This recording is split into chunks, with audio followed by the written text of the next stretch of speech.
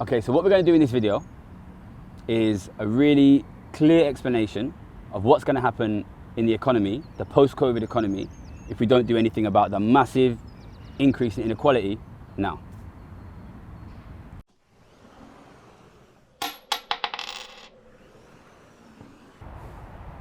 Okay, those of you who've been following this channel from the start will have seen in the very first video on this channel, I predicted that COVID would cause a massive increase in inequality, increase in house prices, increase in stock prices, increase in inflation, and a massive increase in cash accumulation by the richest people in our society. Those things have now all come true. People who know about my career before I started doing this will know that I was one of the world's most successful traders and economic forecasters coming out of the 2008 crisis. So I know a lot about what happens after economic disasters and the way they affect the economy. We need to talk about what is going to happen in the next couple of years. Now, I'm going to say right from the start, okay, these are not going to be optimistic predictions, okay? If we don't take any action against the massive increase in inequality that's happened in the last couple of years, the future is going to be pretty bleak. I'm going to say that right from the start, okay? This is not going to be an optimistic video. If we don't take action, things are going to be really bad for ordinary families in this country and around the world. But we need to talk about it because the only way we can prevent these bad things from happening is if we understand the significance of inequality, so we get people together to do something about it. Okay, my biggest economic concern for the next couple of years is that the media and economists in the media completely ignore the massive increase in cash accumulation by the richest. You can already see it right now when we look at the huge amount of inflation, which, as you know, I predicted at the beginning of COVID, based on a massive cash accumulation by the rich. The media is only talking about that in the context of the Ukraine-Russia war. It's very important you do not let people say that this is caused solely by the war. There has been a massive accumulation of cash by the richest people. The reason it's important that people understand this is if it starts to be accepted generally that the inflation is only due to the war, then we're not going to do anything about this massive cash accumulation, right? So if we have this massive cash accumulation and we do nothing about it, then we are going to move forward with the average richest people in this country sitting on 100 grand extra cash than pre-COVID.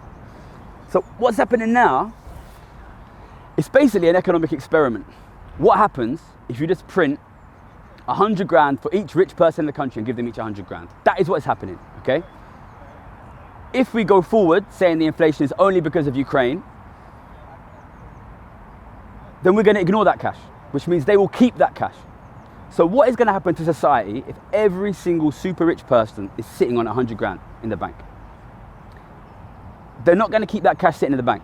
They're going to use it primarily to buy assets, okay? What that means is they're buying assets from ordinary or poor people. But also, they're going to push up the prices of natural resources. We've seen that massively in COVID, right? So consider what's happening now, okay? Your average rich person has 100 grand extra cash.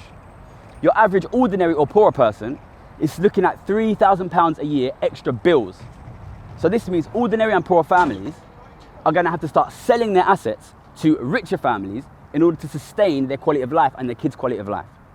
So what you see is fewer and fewer ordinary families owning property and richer people getting more and more of the real assets in the economy. The other thing they're going to do is start loaning that money out. That's going to mean there's more money to be borrowed in the economy, which is going to push house prices up even further. So you're going to move to a situation where richer families are buying the houses of poorer families. More specifically, you're going to see kids from richer families able to pay huge amounts of money for property, which means kids from poorer families don't ever get property. This creates a situation where ordinary kids, ordinary young people from ordinary families spend longer times renting, which means they pay more rent to the rich. And if they do buy property, they have to buy using bigger mortgages, which means bigger mortgage payments for a longer period of time to the rich. And they will possibly never pay those mortgages off in the whole of their lifetimes. So what we're looking at is a future where ordinary families cannot own property, increasingly. And if they can own property, it's using bigger and bigger mortgages. Whereas richer families own more of the properties and have enormous amounts of debt owed to them from the rest of us. So what does that mean, right? That means ordinary families then, number one, first they've lost disposable income because of the increase in food and energy prices, which is largely caused by the massive increase in cash held by the rich. Secondly, they have to rent for longer. Third, if they can buy, they have to buy with bigger mortgages. So all of these things are draining cash out from the bank accounts of ordinary people and putting that cash into the bank accounts of richer people who own the properties, receive the rent, own the mortgages, receive the interest, and own the natural resources. So receive the money when the natural resources go up. So every single thing that is happening here is dragging cash out of ordinary families' bank accounts and putting it into the bank accounts of richer people. So the long-term consequences of this increase in COVID inequality is just a draining of cash from the ordinary families, from the middle class of this country, and all of that cash going to the rich. But what does it mean if ordinary people don't have money? Well, it means ordinary people can't go to the pub, they can't go to the cinema, they can't go to the theatre, they can't go to the football, they can't go on holiday, right? But these are the things that drive the economy, right? If ordinary people can't spend money, then the rest of the economy is going to be starved of customers, right? And what you're going to see is this splitting in society where increasingly ordinary families have basically nothing and the rich have everything. And then the economy, which relies upon the spending of ordinary people, is going to be starved of that spending. So even if you yourself are not affected, your job will be affected. So what you'll see then is wages being dragged down. But who receives wages? Ordinary people receive wages. Who pays wages?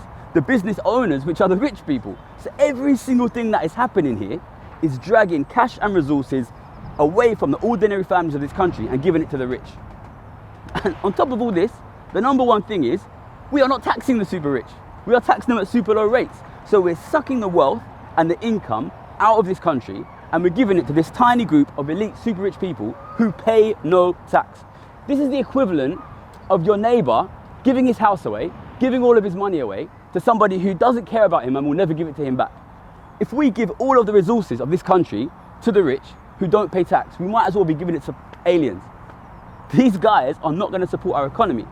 And look, I'm not just saying this, I bet that this exact thing would happen after 2008 and would lead to a prolonged economic crisis, a prolonged stagnation in ordinary living conditions, okay? So, if we don't do anything about the rise in inequality now, I'm not going to put a fine point on it.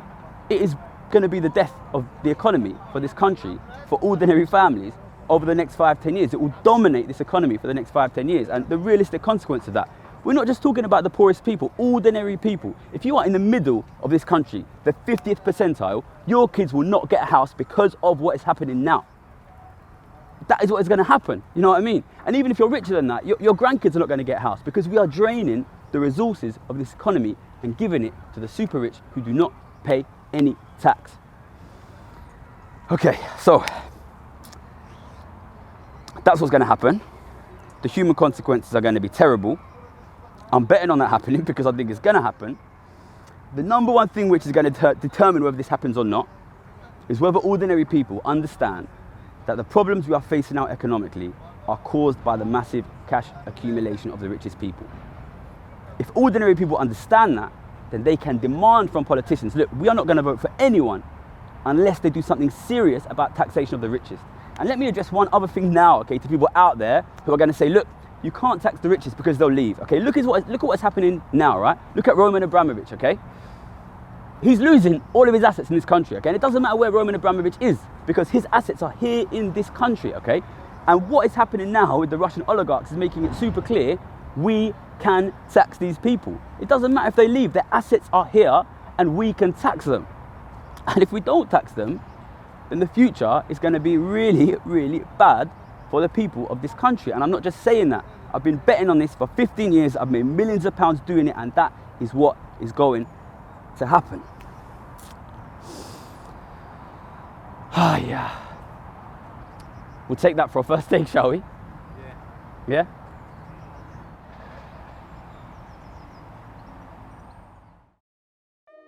Housing could be so much more affordable, wages could be so much higher, and we could have so many more options in how we live our lives. Some of them put a lot of money into paying economists and think tanks to tell you that inequality is important for the economy.